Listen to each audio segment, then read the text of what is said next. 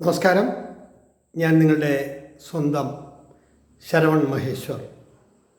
കൃഷ്ണശിലയായി എന്ന എൻ്റെ പരമ്പരയിലെ 183-ാമത്തെ എപ്പിസോഡാണിത്. ഇന്ന് ഞാൻ നിങ്ങളോട് പറയുന്ന പ്രശസ്ത വയലിൻ വിദ്വാൻ ഡോക്ടർ ചാലക്കുടി NS നാരായണസ്വാമിയെക്കുറിച്ചിട്ടാണ്. നൂറുകണക്കിന് വയലിൻ വാദകർ പ്രശസ്തിയും അന്താരാഷ്ട്ര പ്രശസ്തിയും ഒക്കെ നേടിയെടുത്ത ഒരുപാട് കലാകാരന്മാർ. അതിൽ നിന്നും വ്യത്യസ്തനായ ഒരു വയലിൻ വിദ്വാനെക്കുറിച്ചിട്ടാണ് ഞാൻ പറയുന്നത്. എനിക്ക് തോന്നിയ അനുഭവങ്ങളും എൻ്റെ കാഴ്ചപ്പാടുകളുമാണ്. ശ്രീ കുന്നക്കുടി വൈദ്യനാഥനെയും അതുപോലെ ഒരുപാട് പേരെ കാണുകയും സംസാരിക്കുകയൊക്കെ ചെയ്തിട്ടുണ്ടെങ്കിലും ഞാൻ ഡോക്ടർ നാരായണസ്വാമിയെ കുറിച്ച് പറയാൻ കാരണം, ആദ്യം ഞാൻ പരിചയപ്പെടുന്നത് സൂര്യ ഫെസ്റ്റിവലിൽ വെച്ചിട്ടാണ്.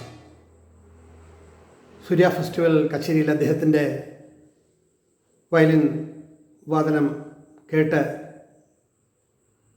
സന്തോഷിച്ച കുറേ നിമിഷങ്ങളുണ്ട്.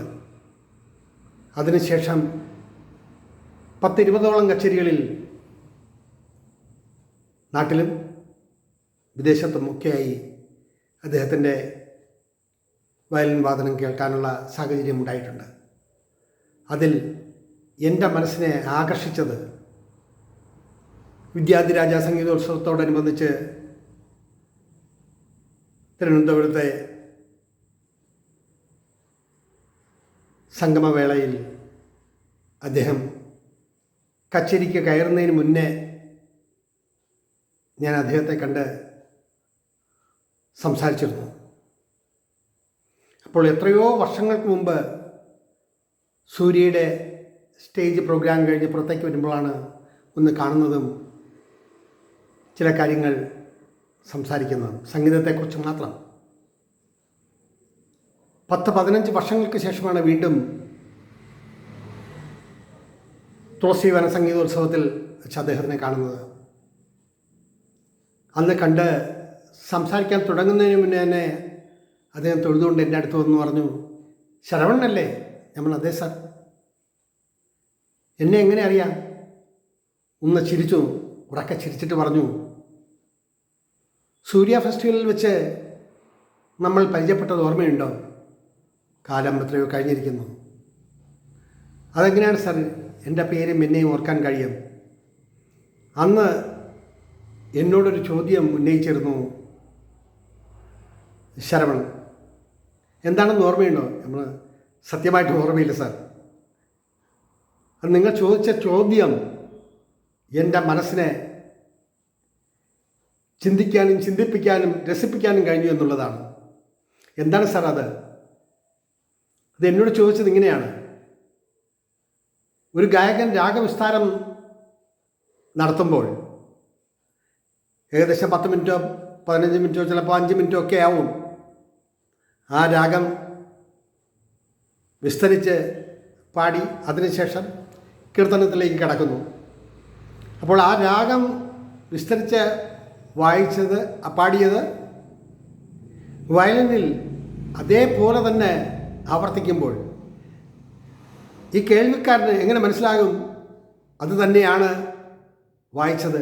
അല്ലെങ്കിൽ അത്രയും സമയം വായിച്ചതെല്ലാം അതേപോലെ ഓർത്ത് മനസ്സിൽ വയ്ക്കാൻ കഴിയുമോ എന്ന് എന്നോടൊരു ചോദ്യം, ഒരു കുസൃതി ചോദ്യം ചോദിച്ച ഓർമ്മയുണ്ടോ? ഞാൻ പറഞ്ഞു, ഇപ്പോൾ ഓർമ്മയുണ്ട്. അന്നും ഇന്നും എൻ്റെ ആ സംശയം മാറിയിട്ടില്ല. അതെങ്ങനെയാണ് ഒരു വയലിനിസ്റ്റ് അതേ രീതിയിൽ ഉൾക്കൊള്ളുന്നത്? അതിൽ തെറ്റുകൾ സംഭവിച്ചുകൂടായികയില്ലേ എന്ന് ചോദിച്ചപ്പോൾ അദ്ദേഹം പറഞ്ഞ മറുപടിയാണ് എന്നെ ഏറ്റവും രസിപ്പിച്ചതും അദ്ദേഹത്തോട് ബഹുമാനം കൂടാനുള്ള സാഹചര്യം ഉണ്ടായത്. നമ്മളെന്നും ഊണ് കഴിക്കുമ്പോൾ അവിയലും തോരനും രസവും അങ്ങനെ പലതും മിക്കവാറും നമ്മൾ കഴിക്കും. പക്ഷേ ഒരു ദിവസത്തെ ടേസ്റ്റ് ആവില്ല അടുത്ത ദിവസത്തെ ടേസ്റ്റ്. ഒന്ന് തന്നെയാണെങ്കിലും അത് ഓരോ വാഗ്ഗേയകാരന്മാർ പാടുന്നതും വിസ്തരിക്കുന്നതും വിവിധ തലത്തിലായിരിക്കും. പക്ഷെ അത് തുടങ്ങുമ്പോൾ തന്നെ നമുക്കറിയാം, ഒരു വയലിനിസ്റ്റും സംഗീതത്തെക്കുറിച്ച് പഠിച്ചിട്ടാണല്ലോ വരുന്നത്. അപ്പോൾ ഒരു ഗായകൻ പാടിത്തുടങ്ങി ആ രാഗവിസ്താരം കഴിയുമ്പോൾ അതിൻ്റെ എല്ലാ നോട്ടുകളും നമ്മുടെ മനസ്സിൽ പതിഞ്ഞിരിക്കും. അതാണ് നമ്മൾ ആവർത്തിക്കപ്പെടുന്നത്, നമ്മൾ വയലിലൂടെ വായിച്ച് കേൾപ്പിക്കുന്നത്. അപ്പോൾ അതിലെന്തെങ്കിലും തെറ്റ് സംഭവിച്ചാൽ പാടിയ ഗായകനും അറിയാം, കേൾവിക്കാർക്കും അറിയാൻ കഴിയും എന്നുള്ളതാണ് വാസ്തവം. ശരിയല്ലേ എന്ന് എന്നോട് ചോദിച്ചു. ഞാൻ പറഞ്ഞു, സാർ, സംഗീതത്തെ പറ്റിയിട്ട് എനിക്ക് അഗാധമായ ജ്ഞാനമൊന്നുമില്ല. പഠിക്കും തോറും കൂടുതൽ സംശയങ്ങൾ വന്നുകൊണ്ടിരിക്കും എന്നത് സത്യമാണ്. ഒന്നും പഠിക്കാൻ ശ്രമിച്ചില്ലെങ്കിൽ ഒരു സംശയവും ഉണ്ടാവില്ല എന്ന കൂട്ടത്തിലാണ് ഞാൻ. ചിരിച്ചെൻ്റെ തോൾ തട്ടി. ഇപ്പോൾ എന്ത് ചെയ്യുന്നു? ഇപ്പോഴും കച്ചേരികളൊക്കെ ആസ്വദിക്കാനൊക്കെ പോകാറുണ്ടോ? ശേഷഗോപാലിൻ്റെ ഒക്കെ കച്ചേരി കേട്ടിരുന്നോ എന്ന് പറഞ്ഞപ്പോൾ ഞാൻ പറഞ്ഞു, കേട്ടു സാർ. കച്ചേരി കേൾക്കുമ്പോൾ നിങ്ങളുടെ മനസ്സിലുണ്ടാകുന്ന തോന്നൽ എന്താണ്? മനസ്സിനെ ശാന്തമാക്കാൻ കഴിയും.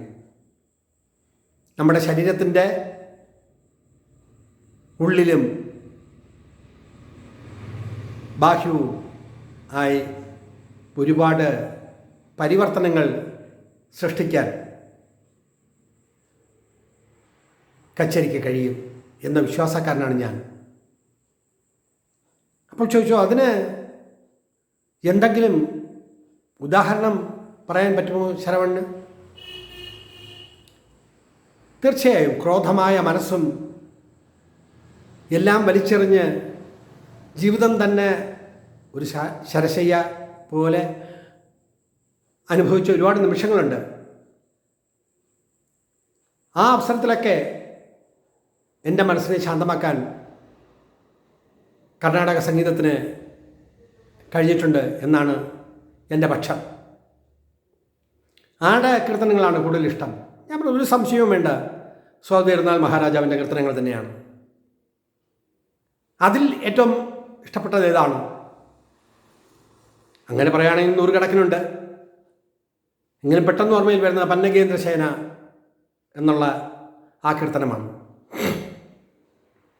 എന്തായാലും ശരി, ഇന്ന് ഈ കീർത്തനം ഞാൻ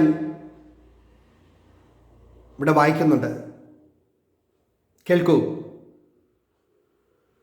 അത്രയും പറഞ്ഞ് തൊഴുതുകൊണ്ട് അദ്ദേഹം മടങ്ങി. ആ കച്ചേരി മുഴുവനും കേട്ടുകഴിഞ്ഞ് തിരികെ പോകാൻ നേരം ഞാൻ പറഞ്ഞു, സാർ, ഞാൻ വീട്ടിൽ വന്ന് കണ്ടുകൊള്ളാം. രാത്രി ഇവിടുന്ന് വീട്ടിലേക്ക് പോകാൻ ബസ്സൊക്കെ കിട്ടാൻ ഇച്ചിരി ബുദ്ധിമുട്ടാണ്. ആ ശരി, കാണാം നമുക്ക് എന്ന് പറഞ്ഞ് ഞാൻ അവിടുന്ന് പോന്നു. അതിനുശേഷവും വീണ്ടും പല കച്ചേരികളും ഞാൻ അദ്ദേഹത്തിൻ്റെതായി കേൾക്കാൻ കഴിഞ്ഞു. സംഗീതത്തിൽ അദ്ദേഹം ഡോക്ടറേറ്റ് നേടി, കേരള സംഗീത നാടക അക്കാദമി അവാർഡുകൾ നേടി.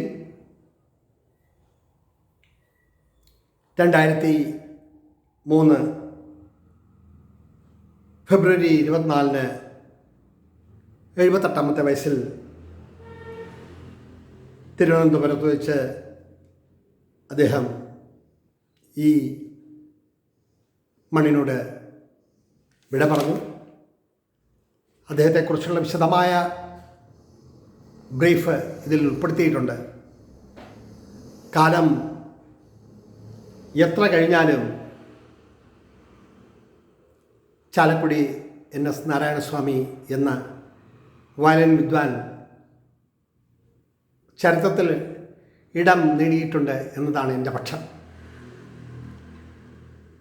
സ്വാതിരുന്നാൾ മഹാരാജാവിൻ്റെ കുറേ കീർത്തനങ്ങൾ, ആരും പാടിയിട്ടില്ലാത്ത കുറേ കീർത്തനങ്ങൾ അദ്ദേഹം സംഗീതം നൽകി അവതരിപ്പിച്ചിട്ടുണ്ട്. അമേരിക്കയിലും അങ്ങനെ ലോകത്തിൻ്റെ വിവിധ ഭാഗങ്ങളിൽ വയലിൻ കച്ചേരികൾ അദ്ദേഹം നടത്തിയിട്ടുണ്ട്.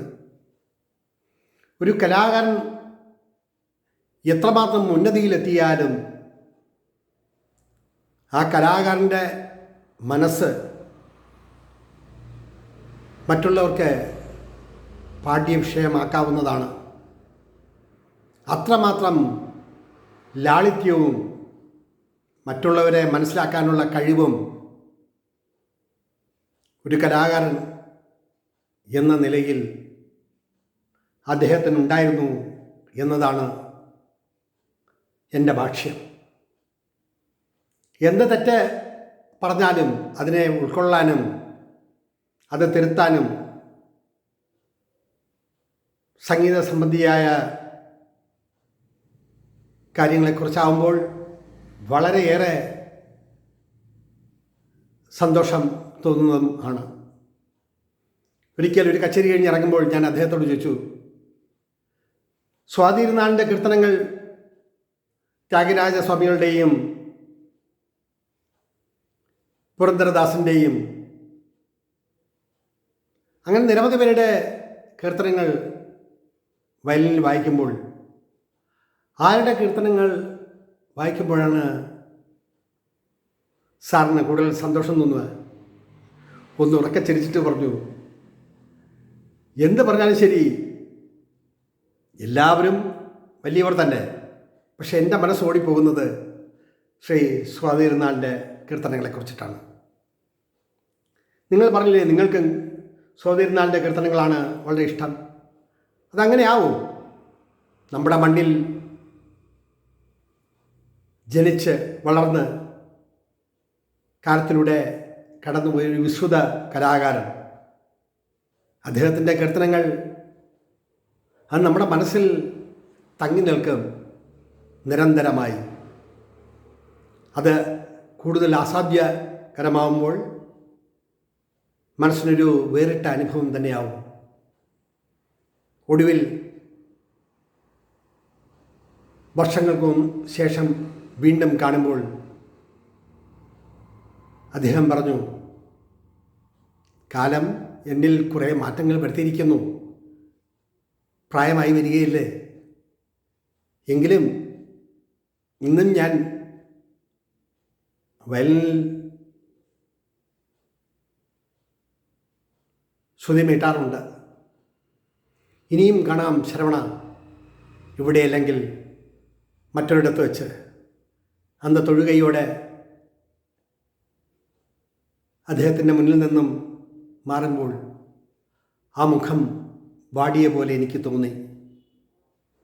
പിന്നീട് അദ്ദേഹത്തിനെ കാണാൻ കഴിഞ്ഞില്ല എന്നതാണ് വാസ്തവം. എങ്കിലും ഒരു അതുല്യ പ്രതിഭ, ഒരു അതുല്യ കലാകാരൻ, കാലത്തിൻ്റെ നെറുകയിലെ ഒരു